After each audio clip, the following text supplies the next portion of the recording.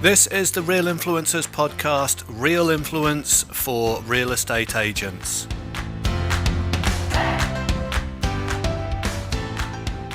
So I'm super excited. We've got Tim Heavyside on the Real Influencers podcast today, and Tim has just won for the third consecutive year the Rate My Agent Award, coming in first for Victoria. Congratulations, Tim. It's awesome to have you on the podcast.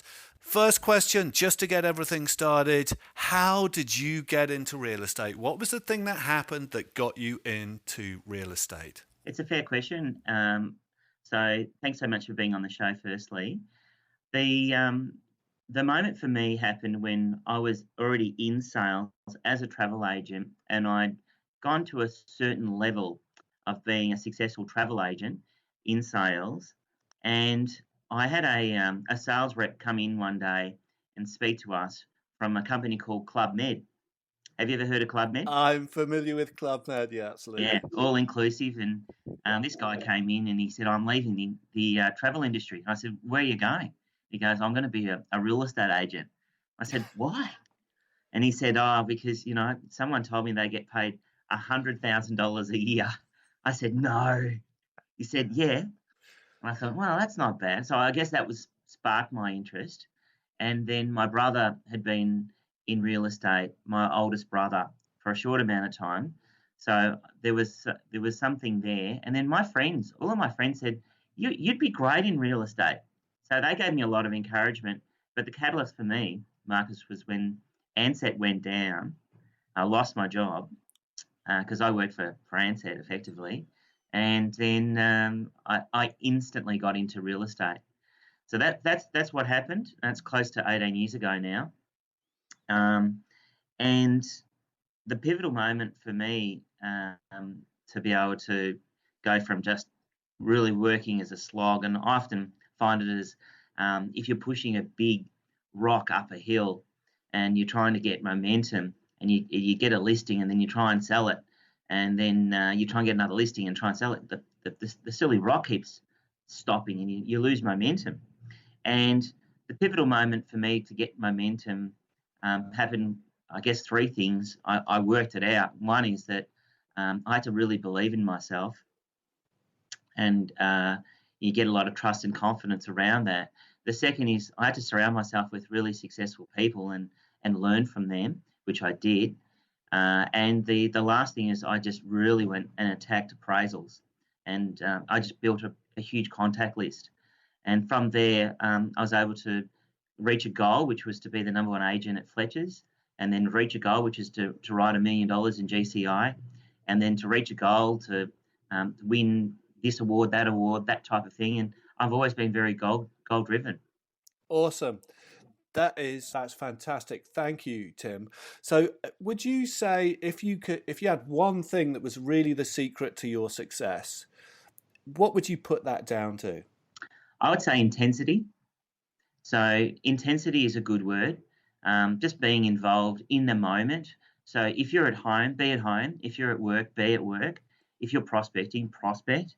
If you are, with someone, be there with them. So I'm intense. I'm in the moment. I'm with you now, Marcus. I'm not thinking about what I'm going to do at my 11 o'clock appointment, what I'm going to do during the day. I'm with you now. So I think people recognise if you're sincerely there with you and you're connecting with them. So over the years, I've really developed great connection with vendors to be able to win business, to get the listings.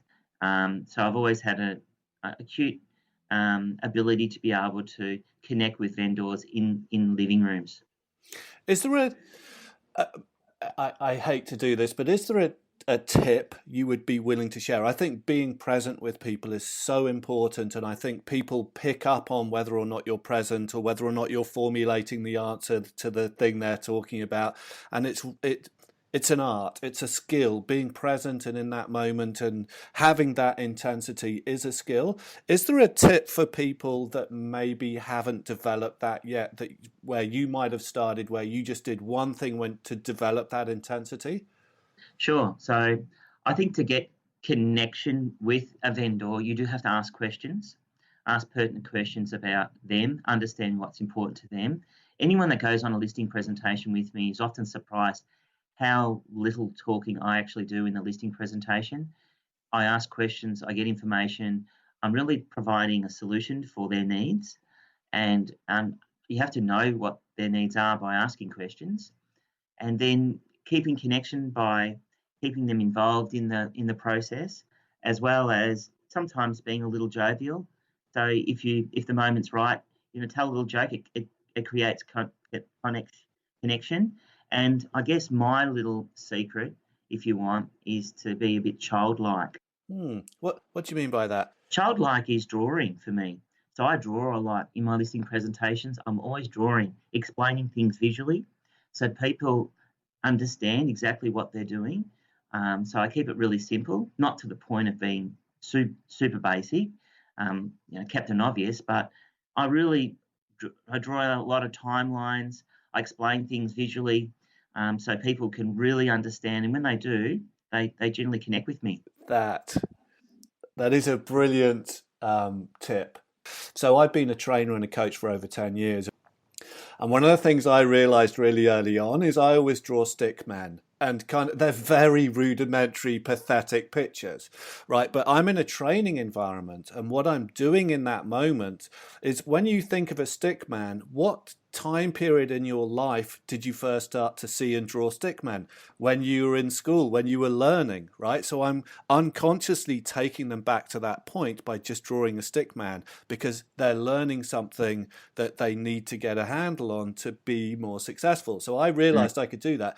But the drawing element just allows you to visualize a process that might be daunting or confronting or confusing. And when somebody draws it out in terms of a timeline, then it really brings it to life for people, and they can really see, okay. And then you can go, here are the key milestones, here's the timeline for those milestones, and they just get it. They get it in a whole different emotional way. And I find you are a little bit different, because when you've got 2, 3, 4 agents pitching for an appraisal for a listing, they can all come across as really giving very similar information. And so when you stand out a little bit different, all of a sudden you are different. So I wasn't going to go here. I would love your thoughts on the video I sent you, because I think standing out, especially in this market, which is a bit soft, we're not in the sort of pre-2017 boom years. So it is a bit more competitive right now. Buyers, I think, and sellers are kind of holding back a bit. I think sellers, and I'd be fascinated by your opinion on this as well, but for me, they seem to be more concerned with who they're prepared to take on as their agent. It's not, they do want that point of difference. They do want somebody who's got their interests at heart, who really want to make that, to your point earlier, and one of my big philosophies is, if I really understand your emotional desires as a seller or as a buyer, and I can connect with you, and by understanding them and then help to deliver those for you, then in my head, you're in a much, you've differentiated yourself, and you're in a stronger kind of conversation with them. Do you have any thoughts along that? I can see you nodding, but obviously the audience aren't going to see that. Sure. No. So when you're getting to what's important, getting to the truth, and sometimes people, and often I have a sort of a visual in my mind that people have a very paper thin wall, and a wall could be, and I say it like rice paper thin. You could just about blow, and you just go through it. And it could be an objection around a buyer, around a particular property, or a reason why a vendor is not moving forward with you. You just need to ask one more question to get through that little rice paper thin wall, to get to the truth, to understand what's going on.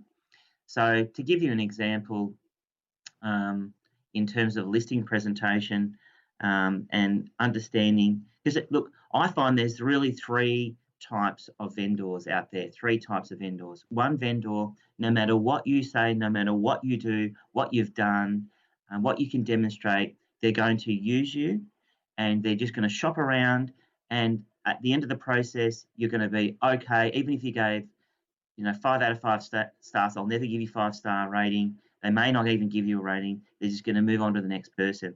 Mind you, that's not the majority of the population.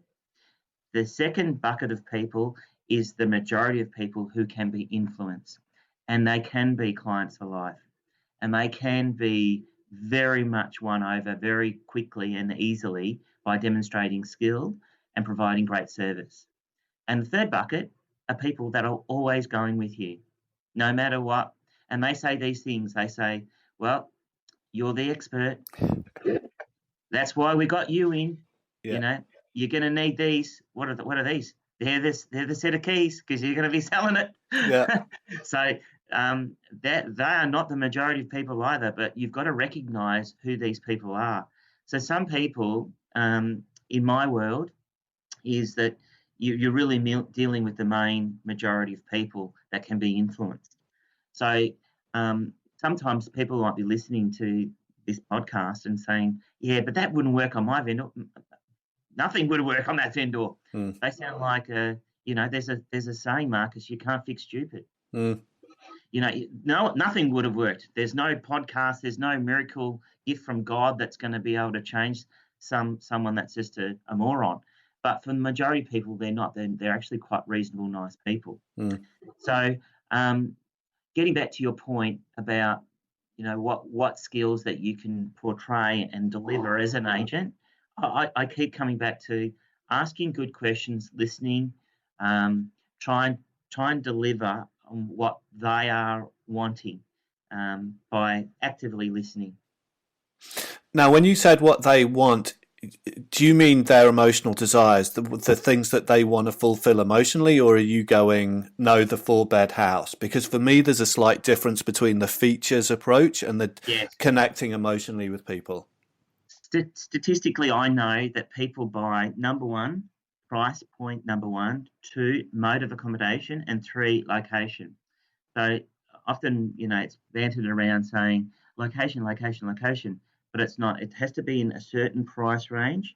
Number 2, the mode of accommodation and the location is the last. They're the order that people generally will buy on. So to get into want versus need and features versus benefits, which I know you've had that great video on. It is important to understand the difference between features and benefits. I would say to you, I tend to not sell on the features and benefits, more on the emotions of because people are emotive, and I see this every Saturday at an auction, and I'm always pressing that button on emotion. And last weekend I had an auction in Canterbury, and I was saying, look, you go home tonight, you tell your family, you tell your friends you bought in Canterbury. That's clicking on someone's emotion. Yeah. And I get it as a visual aid. I have a picture going in there. I play the positive movie and the negative movie, depending on the person. So the positive movie I play as the auctioneer, and the role that I play in selling, which is influencing, by the way, and negotiating. I say, look, you go home tonight and you're going out celebrating. You're going to probably in the Crown Casino in Melbourne. You're going to a lovely restaurant. You're having a beautiful wine. You're celebrating with your family and friends.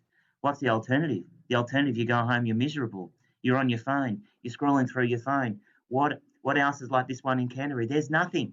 So now's your opportunity. So that's getting into the emotions of people and providing examples what I'm trying to do.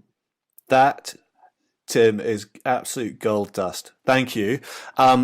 Really interestingly, so I have an NLP and hypnosis background, and what you're doing is you're using an away from motivation and a towards motivation. The away from being the pain of missing out, and the towards being, imagine, you're in the Crown Casino tonight, you're feeling on fire because you've nailed this house, you're going to win at the casino as well. This is amazing. You're going to feel, so yeah, it's so powerful. Those two towards and away from elements are so powerful when you put them together, that because you're really connecting with people at a whole different level, and you're really helping them.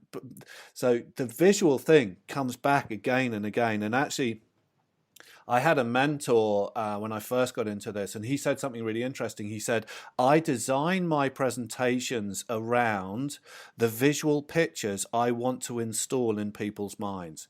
And that's Yeah. exactly what you're talking about. And it's absolute dynamite. I mean, so congratulations. That is super powerful communication skills, I reckon. After an open for inspection, you might be doing some follow-up call. I found the best way to approach a buyer is to ask them, "Hi, Marcus, it's Tim Heavyside of Fletcher's. We met on the weekend at that property in Smith Street. How did you feel about that property?" Yeah. That draws on their emotion. They're starting to think about how I felt about it Yeah. rather than, "Did you like it? How'd you feel about it?" Mm. Very It's different. it's so much more powerful because what you're getting them to engage in an emotive way rather than going, so what did you think about the bathrooms? Did it have enough bedrooms? What was the living room like for you? Which is again is a feature type approach. But when you connect with them, what did you feel about walking around that property? They're going to start associating those emotions with that property. And because you're asking them, then associating you to the emotions and to the property. And if they liked it, that's a whole sort of circle of joy that you're creating that allows them to connect the emotions, the property, and you as the agent representing that property together on either consciously or unconsciously in their neurology. That is fantastic, Tim. It's so exciting to talk to you. Okay, I've got to get through the rest of the questions, otherwise you've got an 11 o'clock. We've got to keep a bit of an eye on the time. So, in the process of sort of from the very first interactions with the sellers in the listing meetings, all the way through to the negotiation with the buyers in the seller's or vendor's living room, however many weeks later, is there a part of the process that just sets you on fire, or do you love the whole thing? I'm thinking whether or not, some people love the negotiation, some people love the auction, some people love that first interaction with the sellers in the listing meetings. Is there something that really sets you on fire, or do you just love it all? Oh, no, I do have a favourite. Okay. I love winning the listing. I love winning the listing and I love auctioneering. They're the two favourites for me. So I still get pumped winning a listing and I get pumped calling an auction. So the in-between stuff is good, but not as much as what I enjoy those moments and those emotions. So we've touched on the auction side, and the brilliant things you were just talking about creating the pictures in the auction when you're setting up the home and all that kind of stuff. I'm really sorry. You know where I'm going to go with this, Tim. Do you have any tips or anything about how you engage in those listing meetings with those sellers? If that's something you really love, what do you love about it, and what are you doing in there that's creating the success that you're able to create? Sometimes just moving someone forward to get to a position where I've done enough to win their business and they feel confident in my skill set that I'm going to be able to deliver them a successful outcome. So having got them to that point is a big moment, and I never take it lightly. Never have, never will. I just think that it's an amazing to be able to be someone's agent as a real estate agent to win the listing is where all of the success comes from. So from that, you can't sell anything if you haven't got the listing, and you can't get any branding recognition without having the listing in the first place. So small or big, I get excited about listing a two-bedroom unit. I was absolutely pumped. I can't begin to tell you this week on getting a listing. It was a three-bedroom villa unit in Surrey Hills, but it was hard fought, and I got the listing, and I'm absolutely pumped. And also this week, I've got a beautiful home in Camberwell that I'm going to be selling for around 3 million. Also pumped, but I had the same feelings on both. Mm. So yeah, I think it's being able to over many years using my craft to be able to, and I'm answering your question now, what is it that I particularly do or like to be able to understand where the vendors are at and provide solutions. I like providing solutions for people. So if you are that kind of person, I think you're going to thrive in real estate. Thank you. That's brilliant. So looking at the market going forward, obviously it's a lot softer than it was. Um, Question, where do you see it in the next 12 to 24 months, and where are the opportunities for agents out there? So from 2017, which was our perceived peak in the market, it's come back in my area about 20%, which is significant and a lot lower than GFC in 2008. And we had a softening in the market in Melbourne around 2011. So this is my third cycle, if you like. I've seen the last probably since about May, June, the market flatten out, and we're in a new cycle now, June, July, where the actual market's just starting to trend up again. So we're in a new cycle where the market's going up. Now there's a shortage of stock, so there's less properties available. So having having a lot of the listings currently, I can see it already. So I'm on the coal face. I'm right on the at the open for inspections yesterday, doing the opens, and I'm calling auctions tomorrow and that sort of thing. But I can tell you, and I think it's not any secret here, but the market's moving up already. Yeah. So I can see it probably jumping very quickly indeed, because we've had 2 interest rate cuts, stable government, with all the finance now. It's all I'm hearing and open for inspections. I couldn't get finance last year, but now I can. So I want to buy something, but there's no properties, and prices are going up again, aren't they, Tim? And that's what I'm hearing. Mm. I can see it jumping really quickly, and I'm talking we could probably gather another 15% this year. Wow, that is a big jump. That's a very big jump, isn't it? Wow, that's amazing. So how is it going to be possible with the limitation in the amount of stock? I know obviously as things pick up, as more buyers come in, sellers and vendors are just going to go, this is the moment, because prices haven't gone through the roof again. We're still able to capitalize on a little bit of that drop that's gone through, as long as we don't leave it too long. So that means that this is actually a really good time to be selling. Is that what you're kind of leaning towards? I am, but I think it's going to continue to go ahead. Well, that's what cycles have done in the past. So what I'm going to say is that at the start of the cycle, which is where we're at the moment, there's very little stock. But I think when the stock does come up, will come on, and it will, because I'm listing pretty strongly at the moment. So is our company, and so is our industry. That it'll still continue to rise. May not rise as quickly as it is at the start, but I think it'll continue to rise. So maybe in October, November, we might still be getting gains, but we might be getting a 5% growth. But between now and then, we might be getting 10, that type of thing. That's what I'm thinking. And Marcus, I find that people tend to be a bit like sheep. They follow each other.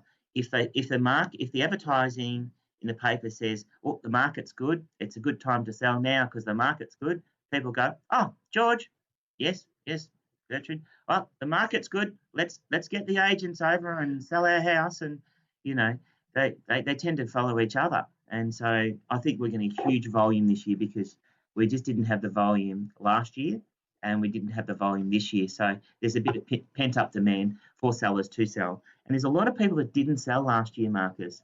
They went through a process, they didn't sell, and they go, no, we're gonna dig our heels in, we're gonna rent that property out. And a big clearance, a big statistic, is the occupancy rate around property management. So if it's less than 4% occupancy, well, then you've got a landlord's market. So to put this in simple terms, we've got about 3,000 properties under property management at Fletcher's.